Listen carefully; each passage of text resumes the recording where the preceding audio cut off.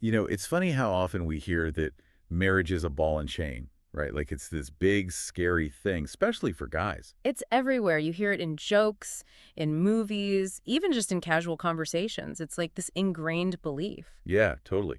So we're doing this deep dive and we're looking at this research brief, Men in Marriage, Debunking the Ball and Chain Myth. And got to say, some of the stuff in here about how marriage actually affects men, well, it's pretty eye-opening. Yeah, it really makes you think about how much we just accept these stereotypes without questioning them. Exactly. And you brought this research to our attention because, Well, marriage trends, they're not just about individual choices, are they? They have this ripple effect on the whole fabric of society. oh, absolutely, it affects everything. Right. So when you see these big shifts in something as fundamental as marriage, it's worth digging a little deeper. That's what's so important about the kind of research Wilcox and Wolfinger are doing. They're not just speculating, they're looking at hard data, trying to understand the real impact of marriage on men's lives. And one of the areas they really dig into is the financial side of things, which, let's be honest, is a big deal for a lot of people. We hear about this marriage premium, but the numbers in this research, they were pretty wild. Yeah, we're not just talking about a couple extra bucks in your paycheck here. We're talking about a significant difference in earning potential. For real. This research is saying that in some cases, married men are earning up to like 10%, sometimes even 40% more than their single counterparts. Yeah, it's a pretty substantial difference. And, the first thought that pops into your head is, well, maybe it's just that guys who are already successful are just more likely to get hitched in the first place. Makes sense, right? Like they've got their act together, they're more attractive to potential partners. Exactly. But the really cool thing about this research is that they actually address that very point. They talk about studies that looked at identical twins. Oh, wow. That's a great way to control for all those other factors. Right. So even when you take things like genetics, upbringing, all that stuff off the table, They still found a difference. yep, even then, getting married was linked to this increase in earning power, something like 10 to 24%. It's like this built-in advantage. So it's not just about who you are going into it, but what that partnership actually does for you, like throughout your life. That's the fascinating part. It really seems like having that supportive partner, that stability of a long-term relationship, it can actually boost a man's career. Okay, so not a ball and chain, more like a booster rocket, maybe? Maybe. But hold on, it gets even more interesting when you look at overall wealth, not just income. Because by the time they hit their 50s, Married men have 3 times the assets of their single peers. woo, 3 times, that's the average we're talking about here. Married men, median wealth of almost $170,000. Single guys, just under $50,000. Those numbers are really something. Like, you can't just brush that off. No, it definitely gives you something to think about. Part of it's got to be the whole two incomes being better than one thing, right? Right. But I bet it's also about having someone to actually plan with.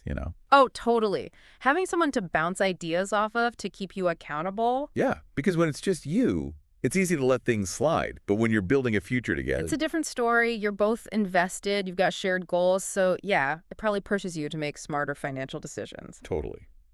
So we've got the financial piece, which, let's face it, is huge. Huge. But let's talk about something a little, A little more personal. exactly. Because when we talk about the ball and chain stereotype, it's not just about money, Yeah. right? It's about love, or maybe the lack of it. Let's be blunt.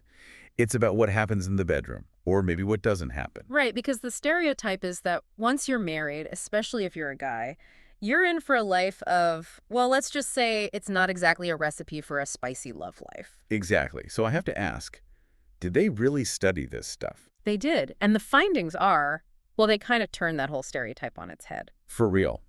So what are we talking about here?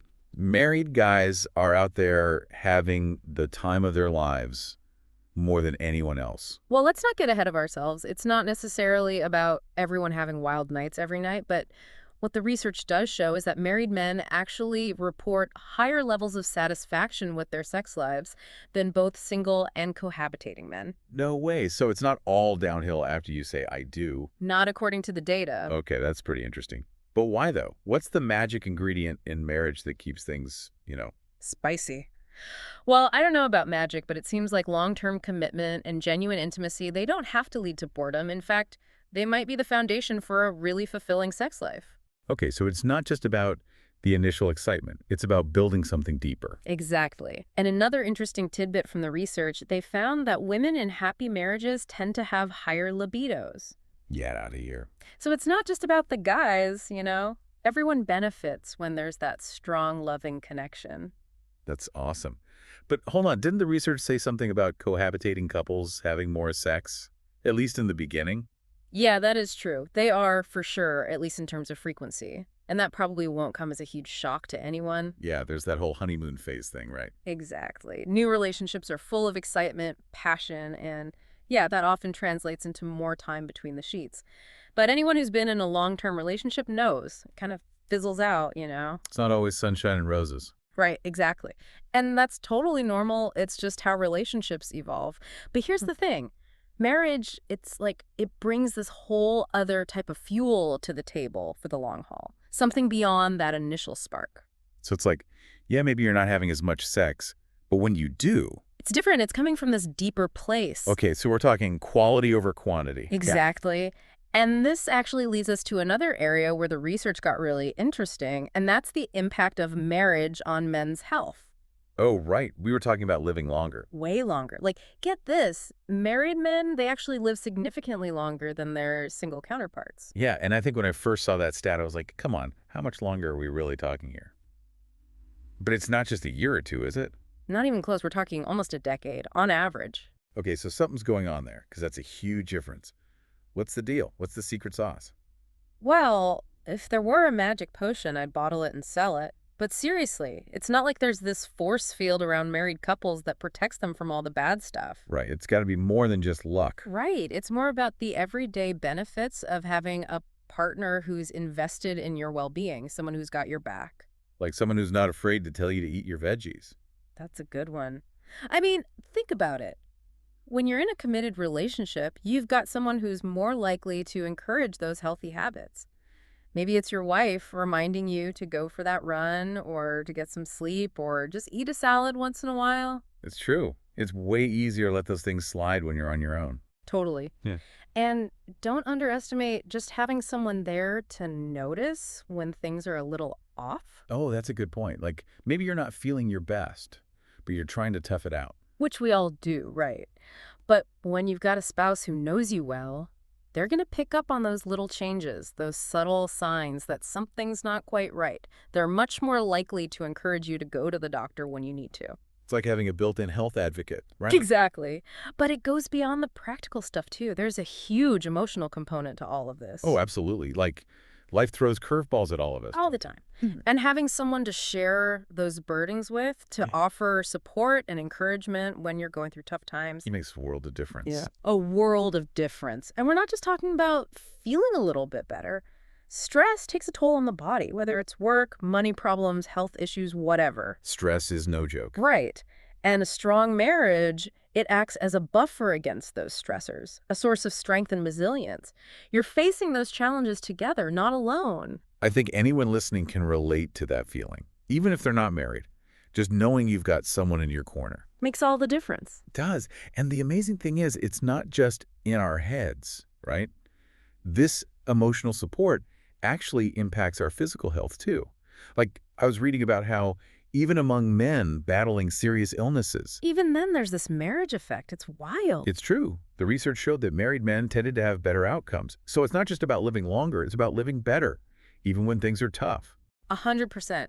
And this actually connects to another really fascinating finding about the link between marriage and happiness in general. Yeah, because I was thinking, for all the jokes about married life being boring or whatever, The data tells a different story. totally. Yeah? So what's the deal? Married guys are just walking around with big smiles on their faces 24/7. Well, maybe not 24/7, but the research consistently shows that married men report higher levels of happiness and well-being compared to their single peers. And these aren't just fluffy, feel-good measures either. Right, we're talking about actual scientific scales. Exactly. They're using standardized measures of happiness, life satisfaction, all that good stuff. And across the board, married men tend to score higher. Get out of here. So, Yeah. like, how much happier are we talking? Well, one study found that young married men were half as likely to report being unhappy compared to their single counterparts.